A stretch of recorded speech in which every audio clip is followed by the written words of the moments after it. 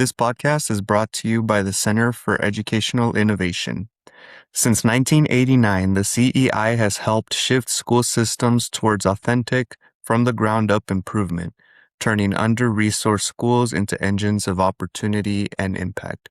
TeacherGuard thanks you for your proud sponsorship and support.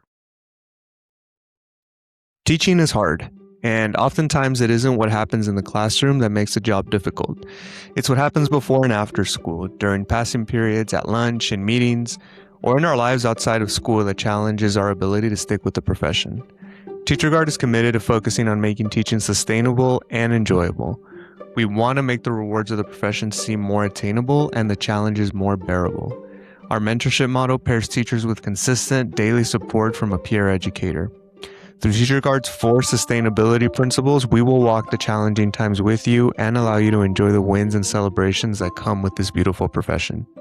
See teacherguard.net for more information and to explore how you can join our community of educators today. We hope you enjoy today's podcast. Welcome back to the TeacherGuard podcast. On today's episode, very excited to have Shannon Mori joining me today. Shannon, how are you doing? And say a little about yourself. Yeah, I'm doing well. Currently enjoying kind of the last bit of summer here. Yeah. I'm in Michigan with my family, so that's nice, but preparing for the school year next year. Um, and just to tell you a little bit about myself, I'm a physics and chemistry teacher at Abbott Lawrence Academy in Lawrence, Massachusetts. I think I am coming up on my 13th year teaching, primarily physics. And I've kind of been involved in a bunch of other kind of teacher professional development things. So through the Knowles Teacher Initiative, I've done a lot of work with Knowles Engineering, so developing some professional development around integrating engineering design into math and science classrooms. And then I also serve kind of a variety of teacher leadership roles within my school, including kind of working on Grading for Equity initiative and our Writing Across the Curriculum initiative are 2 things that we've been working on recently. A lot of experience, and I definitely want to touch on a lot of those leadership components that you mentioned. I think it can be easy sometimes to feel that the only leadership avenues in education are the administrative route, and Mhm. you are someone who has journeyed into leadership in many different ways. And so definitely going to pick your brain about that. But I want to start off the way I start off all podcasts by just asking you, through your lens of 13 years in the classroom, both from your own experience and what you've seen from your colleagues, what would you say is the biggest or a few of the biggest challenges to teacher sustainability in the classroom? Yeah, I don't know if I can narrow it down to just one. Just one, I Shannon. think The one. the one. I do think a lot of it is just workload. And I talk with my colleagues about this a lot. It's like there's all these new ideas that will help you become a better teacher. But like at some point you need to take something away in order to be able to add the new thing. And I think a lot of times we don't realize how much time each new thing is adding to a teacher's plate. And there's our baseline responsibilities of the time in the classroom with students and the preparation for that, the planning with colleagues, the meetings about students who are struggling or students that you want to do because you think an extracurricular or something will be really helpful to them. And that's kind of all within our, general responsibilities. And then you add in all of the kind of the paperwork, and the communications with administration, and it becomes a lot. I think I'm very lucky to work in a school now where our administration is incredibly supportive of teachers. And, I've talked to my principal many times about, her view is like her goal is to make sure that we can focus on serving students in our classroom. And she does everything she can to make that, our priority, but it's hard, right? It's really, really hard. And I think as a first year teacher, you don't realize how much time all of those things are going to take, and it can be really overwhelming. And I think it takes years to kind of develop the ability to balance that in a way that is sustainable for you. And unfortunately, I think a lot of teachers don't make it that far in order to like find that balance. Sorry, that wasn't a very uplifting answer. No, but you mentioned something that I do think that even at this point in my career I struggle with, which is just volume, right? Volume of things that we do, and not sometimes having the awareness of knowing when I am putting too much on my plate until I've already committed. And now I have the guilt of, feeling like I can't go back on my word or say no. And as a new teacher, you really don't want to say no, especially if you're good, Oh, because you want, to stand out. You want to get those opportunities. So what are some ways that you've maybe tackled that challenge of, managing your plate appropriately? I'm not sure. Best to answer that question. I uh, I will say one piece of advice I heard recently that I thought was really useful is we tend to say yes to commitments that are far away because we're like, oh yeah, in 6 months, in 3 months, I will absolutely be able to do that. And so before you make a commitment, think if this was tomorrow, would I want to do this? Mm-hmm. And if the answer is no, like I feel so stressed out, I could not take this on if this commitment was tomorrow, then your answer probably should be no. And I think that's a good way to frame like how Great. meaningful is this? Yeah, is this like experience? How meaningful is this opportunity? And if it is something like, oh yeah, I would absolutely want to do this tomorrow, then by all means say yes. Yeah, I think I really enjoy the work that I do. I think there have been times where I think people have asked me, are you interested in this opportunity? Or even if it's like a blast email, I'm like, oh, that looks cool. And I think about it and I'm like, you know what? I already have like this going, and these things are really meaningful to me. And I would have to give up this meaningful thing for this other opportunity, which is cool, but isn't, as within my wheelhouse, as within my interest as what I'm already doing or something else that I'm looking at. And I think kind of prioritizing those things is important and not easy. And I think a lot of times in your early career, you have to spend some time figuring that out, and that process can be really hard as you think about, is this going to be something that is meaningful to me? And sometimes you need to try it, and sometimes you just have to be willing to say like, this was cool.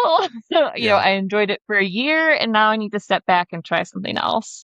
And that's difficult to do. Yeah. Well, and I love your strategy of, changing that perspective of, you know, thinking of doing something later to doing it immediately and seeing if you still want to do it.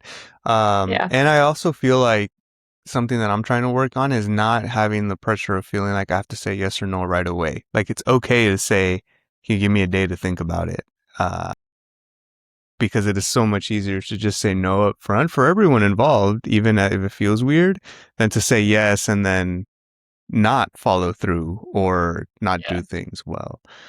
Um, but I mean, in 13 years, you've managed to be an effective teacher and also load on your plate a lot of these leadership um, roles, tasks, work that you've taken on. So, can you just share a little about some of these experiences? And one, for teachers who may be looking at, hey, I want to explore teacher leadership, but I don't not want to be an administrator. What are some avenues that you found that have helped maybe teaching be a little more fulfilling for you as well in the process? Yeah, I think part of it is becoming connected to the variety of networks there are that, support teachers as leaders within the classroom. I think the Knowles Teacher Initiative does an amazing job of that. But even like um, in Massachusetts is the Department of Elementary and Secondary Education. Their like STEM team puts out a newsletter every month, and in there are a bunch of opportunities for teachers to become leaders that aren't like stepping into administration, or sometimes they do advertise positions within DESE, but sometimes it is you can contribute to. One thing I didn't mention is I'm one of the teachers on the Massachusetts Comprehensive Assessment System physics test like review committee, and it's a meaningful opportunity as a teacher to be partly responsible for this statewide exam, and so they advertise opportunities like that, and opportunity like other organizations will post opportunities, and so I think just making sure that you're aware of that is important, and getting connected. And I think even just kind of realizing that those are out there. If you are an AP teacher, College Board has a variety of ways to become more involved. And I think one thing for me within my school that really works in my favor, again, I think I have a really amazing administrative team, is that they highly respect the teachers, and then also like want teachers to be leaders within the classroom. They see that as very important to our school culture. And I think it would be really hard for me to work in a school where that wasn't true. And I think, if you feel fulfilled as a teacher doing leadership opportunities outside of your school, I think that's amazing. I don't know if I would be. And I think it's important to find kind of your place. And I've just been very lucky that I was able to find that so quickly within my career, but I think that's something that can be really difficult to do. Yeah, you mentioned that support from administration to encourage teacher leadership within your school, and that has come up in conversations that I've had with other folks about just what is the culture at your school, right? Both for your teaching and for your exploration of leadership opportunities. What are some pretty tangible things that you can point to that they've done, said, expressed, that have made you feel like, I'm encouraged to do this? Yeah, so one, we have kind of two separate teacher leadership teams. One is kind of our operational team, and so they work on things that are really important, like what is the schedule going to look like? Hmm. What does advisory look like? What is working here? And I think it's really important that we get that direct feedback from teachers, and teachers are involved in making those decisions. And then I'm on the instructional leadership team. So we kind of look at what are our instructional priorities. In terms of kind of the things that I mentioned earlier, are grading for equity and writing across the curriculum initiatives. I was, I think, the first person on my staff to read the book Grading for Equity by Joe Feldman. And it was like right at the start of the pandemic. And my administration just really supported the science team as the pandemic started. We had a lot of time on our hands. And so we read the book together, and then they're really supportive of kind of the ideas that we had. They met with us. They asked other teachers to get involved, and really supported a very teacher-led committee on kind of what that initiative would look like at our school. And so in the end, we kind of had a coalition of teachers from across grade levels and across contents, to kind of move that forward. And I think we continue to have that within our school, of like a bunch of different people kind of working together to do that. And the same was true with writing across the curriculum work. Is that it's a group of teachers from a whole bunch of different grade levels and contents, trying to figure out what matters to us in terms of student writing, and how do we make sure that students can write well by the time they're done with um, us, and Yeah. graduate. How do we produce proficient writers? Just the way that you express yourself about all these things that you're doing. I know we were talking about earlier how volume of work or tasks can be a challenge to sustainability. I wonder though if you feel like the progress and the maybe return that you're getting on all of these investments, even though the volume is big of everything that you are partaking in, has that contributed to you staying in the classroom? The fact that you're getting maybe these wins here and there in all of these different areas, even though it's a lot of work that you're doing. Is that something that you think? is happening? Yeah, I think that's really insightful. I do think I worked at a different school before this, and I think one of the things that has kept me at my school is that I feel like if I left tomorrow, the work I did would still have made an impactful change. Things might not, stay exactly the same, but like the school was willing to make changes to yeah, I guess go through these cycles of improvement, and I could be a part of that process, and the work I did mattered. Hmm. And like would continue to matter even if I, wasn't there tomorrow. And I think being able to feel that and see kind of the change within the system has been really important to me. And I do think like it's a continuing process, right? Nothing's perfect. And I think, these are all things that our school is still working on. I think that's also part of it too, is that my administration is willing to, have these long-term plans, right? It isn't a new initiative every single year. It is like something that we are focusing on and matters to us, and we know it matters. Yeah, I do see that a lot in just teachers kind of getting discouraged by, here comes a new initiative that was completely admin generated. There was no teacher input in the creation of this. Um, we're going to roll with it and see how it goes. And then 6 months later, it dies, right? And that I think that pattern repeated over time leads to teachers thinking, I can't take any of these new initiatives seriously. Um, Yep. what are some things that you believe in the way that your admin team has rolled things out have allowed for that consistency and not giving up on ideas quickly? Yeah, I think we chose things that people care about, right? Like the teachers care about student writing, teachers care about equitable grading. And it isn't just, I guess equitable grading has been, I hate to say like fad, right? But it has been more in kind of the media's attention. I think some schools have done it really poorly. And unfortunately, you see a lot of kind of news about that, like students not held accountable at all. And it's like, well, Yeah. that's not equitable grading either. And that screams to me like, admin led thing that teachers didn't have any input on and now is going really poorly and they give up because it couldn't Hmm. possibly work.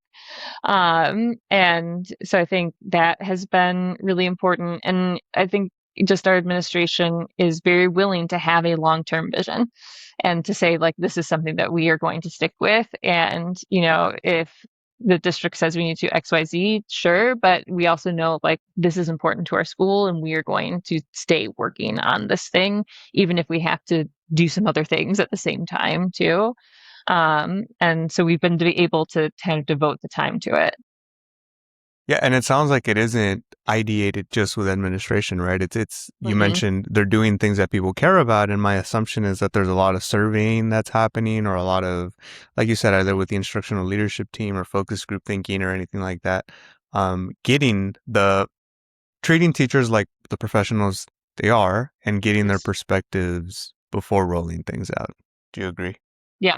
And yeah, absolutely. And like there's just a lot of surveying throughout. Like I think for writing across the curriculum, I think we do at least like 2 surveys a year.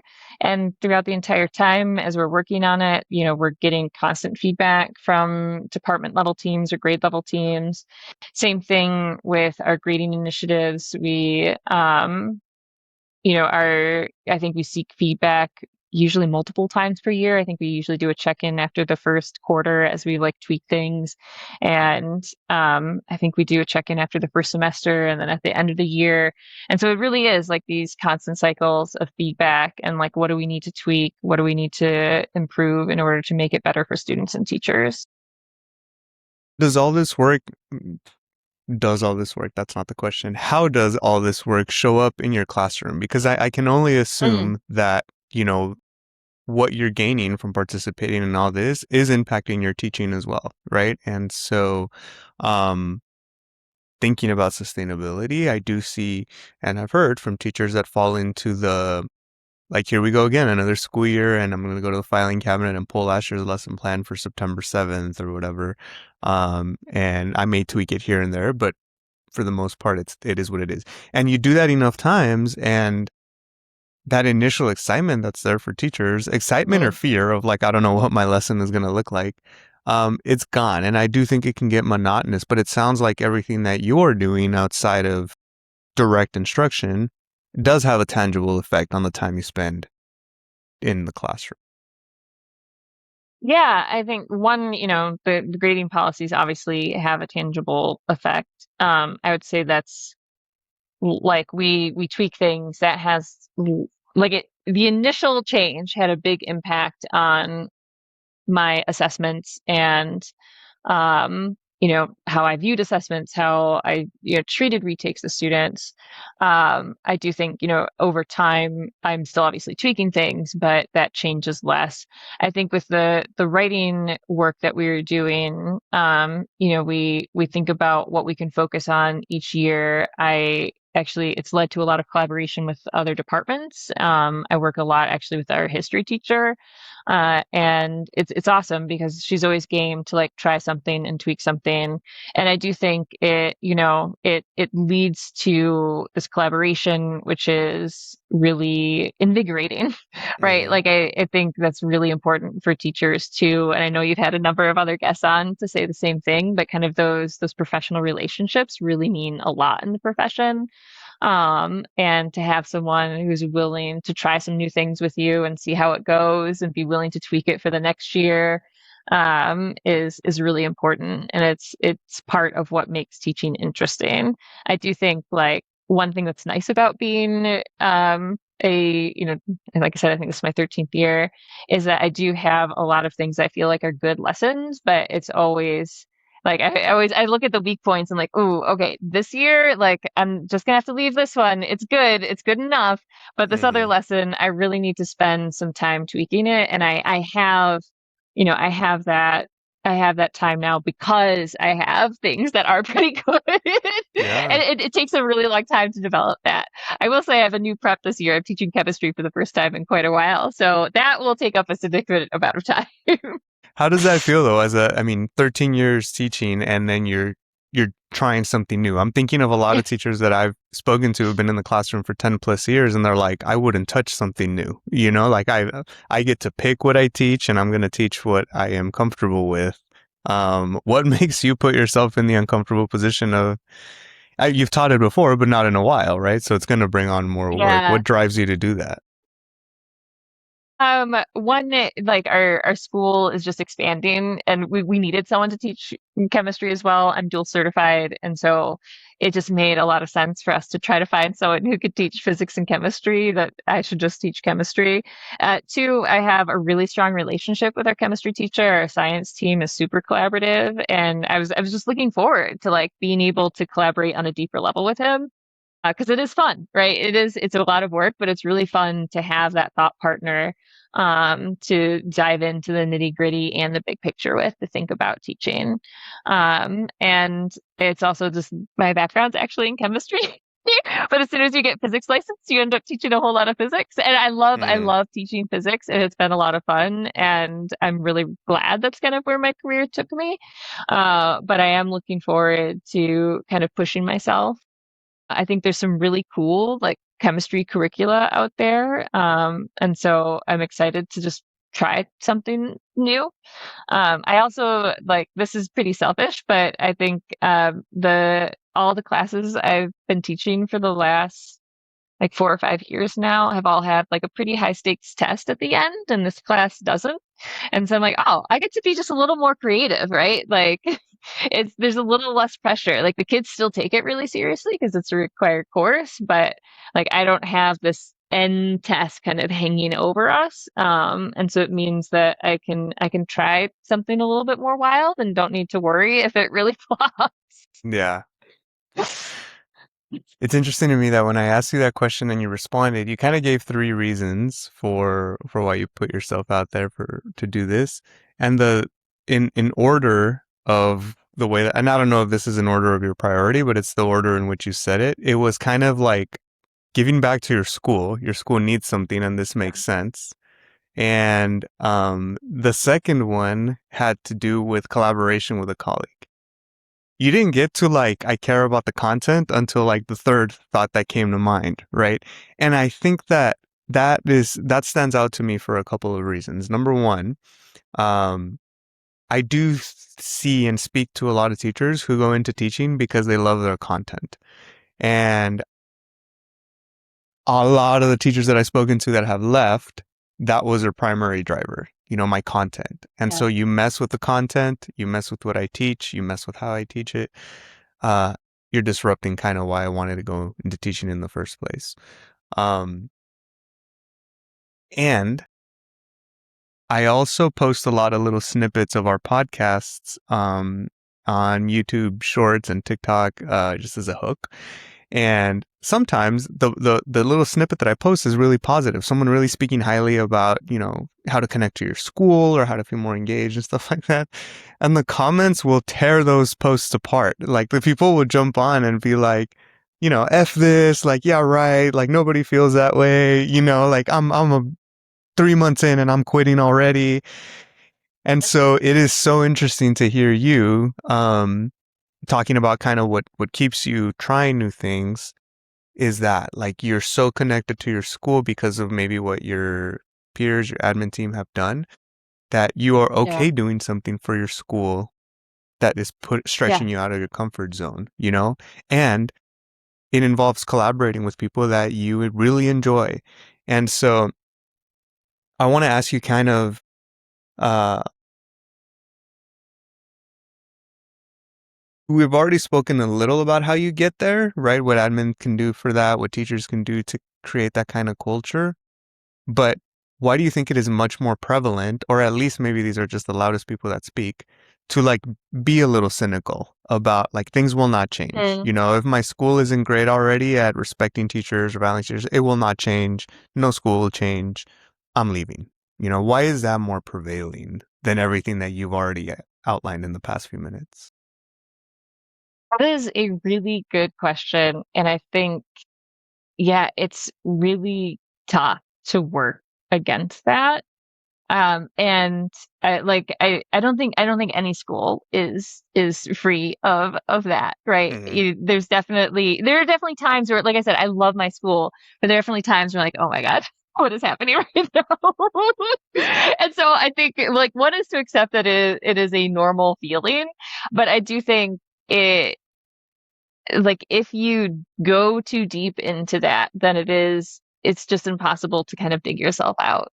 And I think there is a time and a place for just like ranting because yes, like there are frustrations and yes, like there are going to be really hard days and there are times when that second block is just driven you absolutely crazy and you do need to let some of that out. But then I think part of it part of it for me, and it sounds like super hokey, is just like thinking about all the amazing things that my school has to offer and like the amazing people I get to work with and what really I'm grateful for. And there's a lot to be Mm-hmm. grateful for in working at my school. And I think like having that in mind is important. And there are definitely some schools where I think there isn't a lot to be grateful for. And yes, like those are probably schools that you should leave. But I think many places are good places to work with good colleagues. And I think if you can build more of that in, I think both are, I actually, all there are multiple parties in this. Our admin team, our staff, our students, and our families, I think, really work hard to create that community. And it is a mixture of all of those things that make it a good place to work and to learn. Yeah, and something I constantly, have to remind myself of is that the people that we typically hear from, those who are the loudest, um, sometimes amplify the voices of the minority in a particular system, right? So it could be that one or two teachers are really angry, and it is easy for general statements to come out, right? And say that we all feel this way, or like all teaching is bad, or like everything at the school stinks. Um, and sometimes people that don't feel that way at all, maybe there's some of your more humble folks, maybe there's just some of your shyer folks. Um, and they're not going to speak up. And as a result, we kind of lump them into like, oh, all teachers feel this way. And so, like you Yeah. said, And- you have some of that Oh, in, sorry, go ahead. no, you have some of that in kind of any system, but what were you going to say right now? Sorry. Just one thought I had was I think it is really important for teachers to feel like there is a reasonable outlet for that. And I think both our administration and our union rep have done a really good job of making teachers feel like there is a way for things to change. And it might not happen as fast as we, would want it to, but like there isn't a sense of like we are stuck here forever.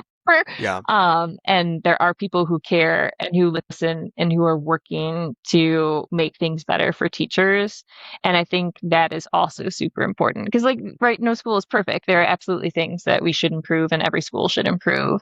And I think it can be really hard when it feels like there is nobody working to do that. And like I said, I think both our union rep and our administration make like very good outlets where we can see change happen. Yeah.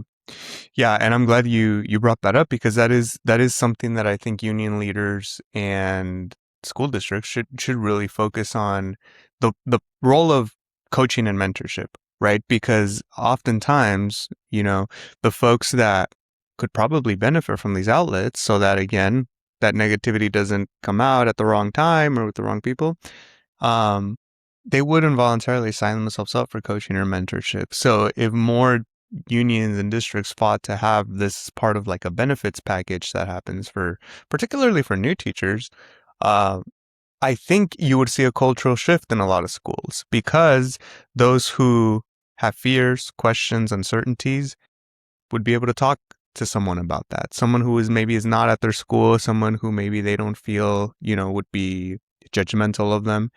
And then those who are angry, those who are frustrated, would also be able to get rid of that during those conversations, ideally. And I think what it would do is reduce. I brought this up in another conversation with someone on a podcast recently about that lunchroom talk, how you get to your break Mm. room or whatever, and you spend a good portion of that time complaining about your day sometimes, oh, this kid did this in the fifth period or whatever, right? And then maybe when you're starting to get into talking about like, oh, well, let's talk about the lesson or let's talk about something else, like your break is over. And so Yeah.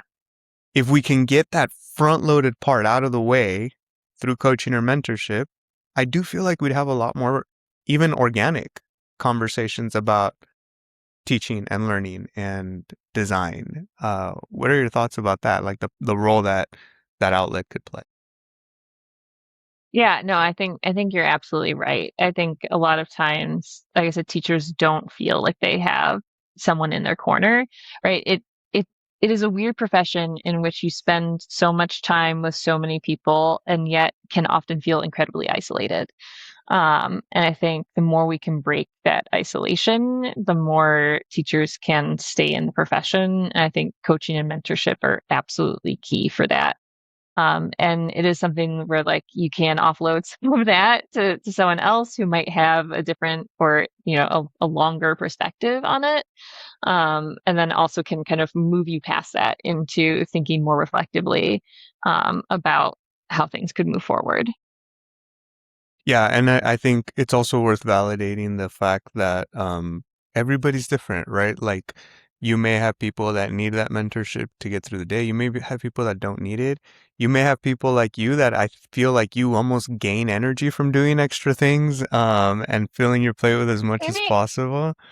Um, and I think that that's also the beauty in teaching, that you're bringing in a lot of personalities, a lot of different strengths, reasons for entering the profession. And valuing that, I think, is so important, not just from leadership, but from peers and colleagues and recognizing Yeah. that, you know. So I try to wrap up a lot of these conversations by asking my guests, if you were in the room with a first year teacher, let's say, who were wrapping up the school year and they're thinking that they're not coming back next year. They're thinking it was a rough year. I don't know that teaching is for me. What are one or two things, questions, statements that you would share with that teacher, thinking of the sustainability lens? Yeah, I mean, I think the first thing that came to mind was something that I often ask my students, which is just, it's not even a question. Tell me more, right? Tell me more about what you're thinking. Tell me more about what happened. Um, and I think then like it's validating those feelings, right? Your first teaching is hard. It is just hard. And I think a lot of people come in with with a rosier view, right? Like they think of what's going to be happen and what's going to happen. And it ends up being a very, very different experience. And I think if you can say, like, those are totally normal feelings to be having, right? You are not alone. You're not isolated, right? This is what basically every single first year teacher has gone through. And also not promising that the next year is going to be magically better. Sometimes your second year can be harder than your first because now all of a sudden you feel like you should have it all figured out. And you're like, oh no, I still don't. Mm-hmm. Um, and I think validating that as well. And also asking like, what would keep you in the profession? And really listening to what that answer is, and seeing if there is a way to provide them with the support or guide them towards things that will lead to the support they need would be really important. Because I think it's a real shame how many talented people get so burnt out in their first couple years and don't make it through the profession. And I think we as a society are losing a lot. Um, you know, at, there's all the statistics about how kind of the average number of years in the classroom for a teacher has just like plummeted. And it's, I think part of it is just making sure that people can make it through those first few years. But then also part of it is just recognizing that like we as a profession, I hate to use this word, but like have been under attack. It feels like, in so many different ways. And doing things like I think you're doing, which are like reprofessionalizing the profession. Sorry, that was a long-winded answer. No, that was perfect. And I, teaching is hard is probably it's at the intro of every one of these podcasts, actually, in the intro sequence, because it's true. It's Teaching true. is hard, but I do think True. that sometimes if the conversation stops there, that's where things get troublesome, right? Because we want, for Yeah. instance, our students to be able to do hard things. So it's not the fact that the work is hard that is a problem. It's that there is not enough support to get through those hard things, right? Just like for our students, it's not that learning things that are difficult is the problem. It's that you need that support in order to overcome that. And so we need to give teachers the ability to get some wins and get, Yes. that feeling of success more often than they're getting that feeling of frustration. So teaching is hard and I it's completely okay. agree. Yeah. Yes. Yeah. Yes. Shannon, I want to thank you for giving me a little of your time here. I know you're on vacation and I'm sorry to disrupt that, but really This appreciate has been awesome. you chatting with me and look forward to having you on again in the future. Awesome. Thank you so much. I really had a fun time. Thank you for the invite. Thank you for listening to today's episode. If you enjoyed it and found it helpful to your teaching journey, please don't forget to like and subscribe on YouTube or through your favorite podcast platform. We also appreciate any and all reviews or comments you leave. Thank you for joining us today and tune in next week for our next episode.